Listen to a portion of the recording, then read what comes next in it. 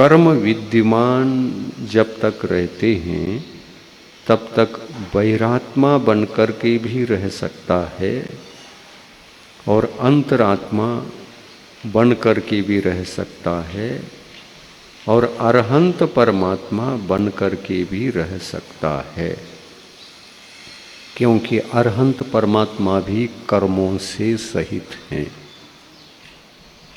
अंतरात्मा जितने भी प्रकार के होते हैं वे भी कर्मों से, शरीर से आदि से युक्त हैं। अंतरात्मा का जन्म चौथे गुणस्थान में होता है और चौथे गुणस्थान वाला आत्मा ही, क्या लिखा है शास्त्र में, सावधानी से पढ़ो,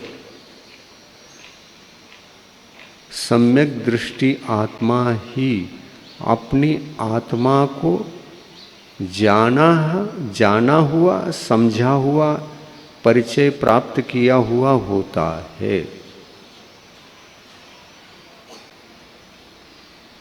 बहिरात्मा को इसका परिचय ही नहीं होता।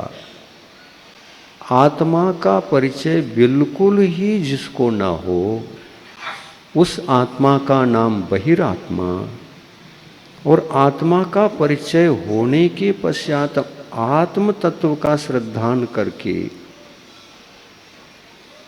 उसको समीचीन रास्ते पर,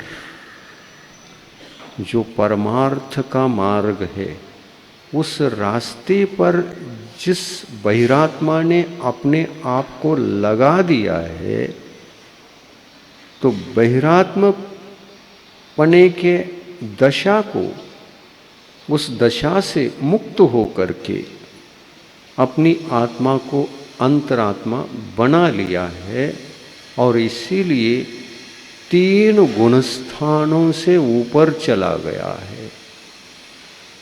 मुझे वही काम करना है, बहिरात्मा से अंतरात्मा बनना है और अंतरात्मा बनकर और यात्रा करना है। क्या बनने के लिए? परमात्मा बनने के लिए। क्यों बनना है परमात्मा? परमात्मा हम क्यों बने?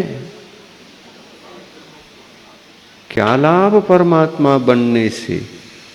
क्या लाभ मोक्ष जाने से, सिद्ध भगवान बनने से? बिल्कुल कुछ भी लाभ नहीं है। क्या है? सबसे बड़ा लाभ तो इस संसार में वही लाभ सर्वश्रेष्ठ लाभ कहलाता है। इसके पश्चात का लाभ तो कोई भी नहीं। सिद्ध भगवान बनने के पश्चात आप मोक्ष में रहोगे, सिद्धालय में रहोगे। सिद्धालय कहाँ है? किसी ने परिचय कराया है क्या? नहीं। कहाँ है सिद्धालय? लोग तो कहते हैं वो एक ऐसी चंद्राकार की एक सिद्धशिला है ना, उसके ऊपर सिद्ध भगवान रहते। तो कम से कम इतना तो पता है सिद्ध भगवान कहाँ रहते हैं। हम अनादिकाल से निगोद में थे और यात्रा शुरू हो गई तो उधर जाना है। कहाँ? सिद्ध शिला के ऊपर और भी वात वलय हैं और अंतिम वात वलय तक लोकाकाश है। वहाँ तक 6 के 6 द्रव्य पाए जाते हैं, जीव द्रव्य, पुद्गल द्रव्य, धर्म द्रव्य, अधर्म द्रव्य और आकाश द्रव्य। ये 6 जितने प्रदेशों में रहते हैं उसको लोक कहते हैं। और इन 6 न होकर के इसमें से 5 नहीं है और एक ही उस स्थान से, एक ही बाहर है और यहाँ 6 हैं। एक बाहर भी है और यहाँ छहों है। जो बाहर है वो यहाँ भी है, यहाँ है जो बाहर भी है। वो कौन सा द्रव्य? आकाश द्रव्य। और जो यहाँ हैं वो कितने हैं? 5 हैं। जीव द्रव्य, पुद्गल द्रव्य, धर्म द्रव्य, अधर्म द्रव्य और काल द्रव्य। ये यहाँ हैं। हम कहाँ हैं? आप कहोगे ये कुछ ऊपर की बात है, हम नहीं जान, हम विदिशा में है बस। हमको इतना ही पता है। आप लोकाकाश में हैं, अलोकाकाश में नहीं। आकाश द्रव्य यहाँ पर भी है, 3 लोक में सर्वत्र है। और 3 लोक के बाहर सर्वत्र चारों दिशा और विदिशा, ये भी एक विदिशा है और ये भी एक विदिशा है। दिशा विदिशाओं में सर्वत्र व्याप्त है, ऊपर नीचे आगे पीछे कहीं भी देख लो। लोक बीच में है, उसमें 6 द्रव्य हैं। उन 6 में से एक आकाश द्रव्य है जो बाहर भी है और उसके भीतर भी है। समझ गए? तो आप जीव हैं क्या आकाश हैं? जीव हैं। आकाश होते तो यहाँ भी रहते और बाहर अलोक आकाश में भी आप होते। लेकिन जीव एक भी नहीं है अलोक आकाश में। जो भी अनंतानंत जीव हैं, जिसको हम जीवों कभी खाली नहीं हो सकते, संसार खाली नहीं हो सकता। ये संसारी जीव और जो भी मोक्ष गए हैं वो मुक्त जीव केवल लोकाकाश में ही हैं। फर्क इतना है, सिद्ध जीव सभी ऊपर चले गए होते हैं। सिद्ध अवस्था तो यहीं पर प्राप्त होती है। प्राप्त होने के बाद एक समय में ही शुद्धालय में पहुंच जाती है। कितना समय लगता है? 1 सेकंड नहीं, 1 आवली नहीं, असंख्यात समय नहीं। कितने समय में यहाँ से वहाँ गमन हो जाता है? एक समय में गमन हो जाता है। आत्मा की स्पीड एक रॉकेट से भी ज्यादा है।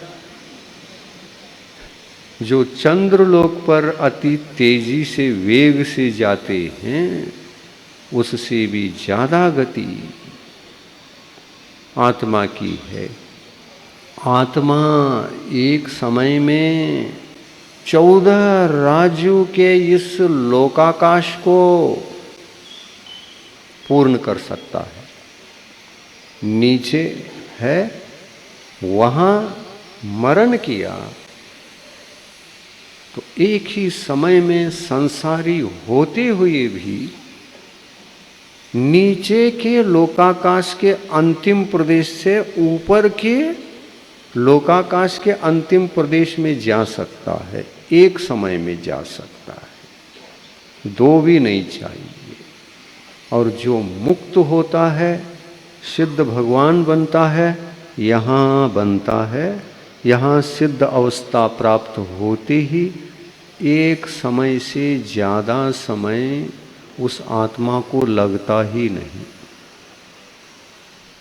महाराज इतना फास्ट क्यों जाता है? वो इतना फास्ट क्यों जाता है? तो अनादिकाल से सोच रहा था, मैं जल्दी सिद्ध भगवान बनूं, मैं जल्दी सिद्ध भगवान बनूं, मैं जल्दी। ये संस्कार थे ना, तो अनंत संस्कार वहाँ जहाँ एकत्रित हो गए, उनको 2 समय लगेगी क्या? नहीं, वो जल्दबाजी करता है, यहां से निकल जाऊं, बस निकल जाऊं। इतनी शक्ति, अनंत शक्ति उसके भीतर होने के कारण उस अनंत शक्ति के फल स्वरूप ही वह एक समय में जा पाता है, जल्दी जाता है। आपका समय हो गया, लेकिन हम उपसंहार के रूप में इतना ही कहते हैं, धार्मिक बाह्य अनुष्ठान क्रियाओं को, पूजा, गंधोदक, आरती,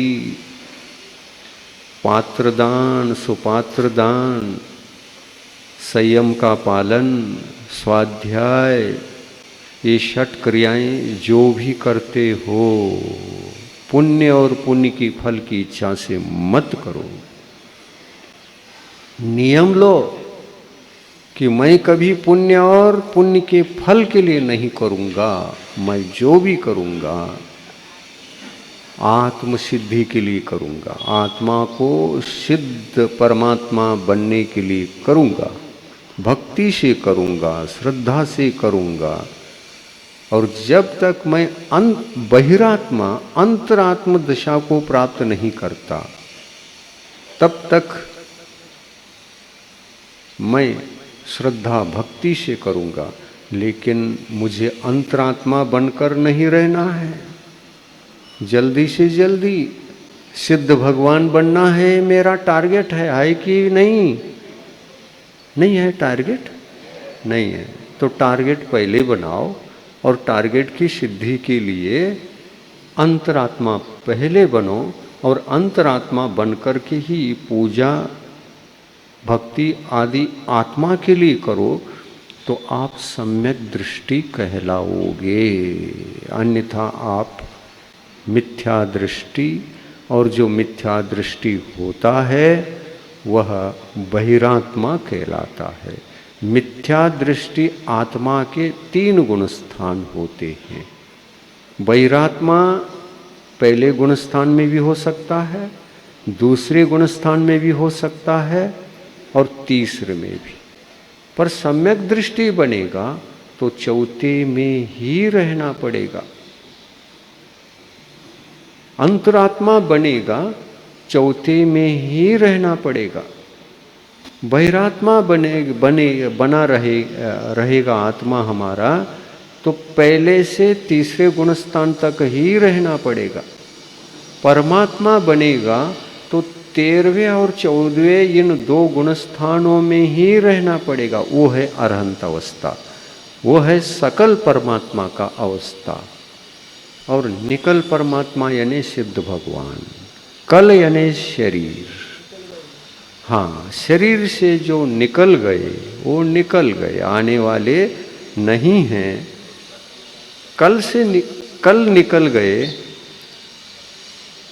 शरीर से निकल गए, अब कल नहीं निकलेंगे, और कल निकले नहीं थे,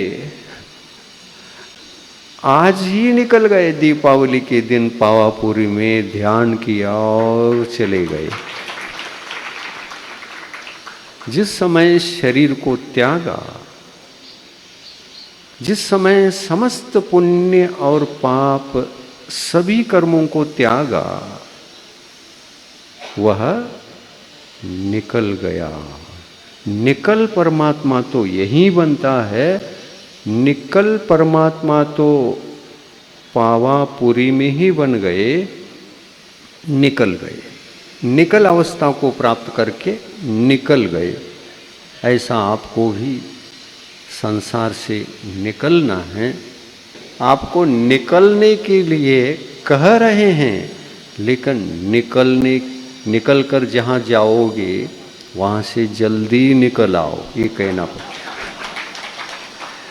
ऐसा जल्दी घर से निकलकर अंतरात्मा की आराधना करोगे, अंतरात्मा बनकर परमात्मा की यात्रा करोगे, तो अंतरात्मा सकल परमात्मा बनता है, और सकल परमात्मा ही निकल परमात्मा बनता है। उस समय हम कहेंगे आप सकल परमात्मा तो बन गए। अपन ने अंतरात्मा बनने के लिए उपदेश दिया था, अंतरात्मा बन गए और आज सकल परमात्मा बन गए। और शाम को सामायिक में ऐसे बैठना कि आपके पास पुण्य कर्म भी नहीं रहे, पाप कर्म भी नहीं रहे, और ऐसा ध्यान में बैठो, निकल जाओ, निकल परमात्मा बनो और निकल जाओ। जाओ लेकिन वापस मत आओ। मुझे वापस मत आओ ये कहने की ज़रूरत नहीं है। आप आना भी चाहोगे वापस नहीं आ सकते। तो अंत में इतना ही कहूँगा, जाना हो तो वहाँ जाओ जहाँ से आना नहीं होता, और आना हो तो वहाँ जाओ जहाँ से वापस जाना नहीं होता। मुनि बनने के पश्चात, अंतरात्मा बनने के पश्चात, समस्त परिग्रह छोड़ने के पश्चात लौटकर घर जाओगे, ये मुनि अवस्था है। मुनि अवस्था में ही मोक्ष मार्ग का जन्म होता है। श्रावक अवस्था में मोक्ष मार्ग का जन्म इसीलिए नहीं होता क्योंकि वह परिग्रह में अटका हुआ होता है। जब तक जीवात्मा परिग्रह में अटका हुआ होता है वहाँ मोक्ष मार्ग की उत्पत्ति होती ही नहीं। ऐसे सकल परमात्मा ने हमको समझाया है और उसी दिशा में हमको ज्ञान प्राप्त करते हुए, प्रवचन सुनते हुए, स्वाध्याय करते हुए शीघ्र निकल जाना है। निकल जाने के लिए रोज उधर से इधर निकल आओ और इधर से निकल जाओ तो वापस आओगे नहीं। अहिंसा परमो धर्म की जय। जिनवानी। प्रभु देव तुम्हारे पवित्र मुख से निसृत जो शीतल वाणी, जग जन मन के मल को धोती, अतः कहाती जिनवानी। जयवंतो माँ जग में तब तक जब तक सूरज चांद रहे, शीश नवाते कर्म हरो माँ, अब तक हम विषयांध रहे, अब हम ना विषयांध रहे। जिनवानी माता की जय।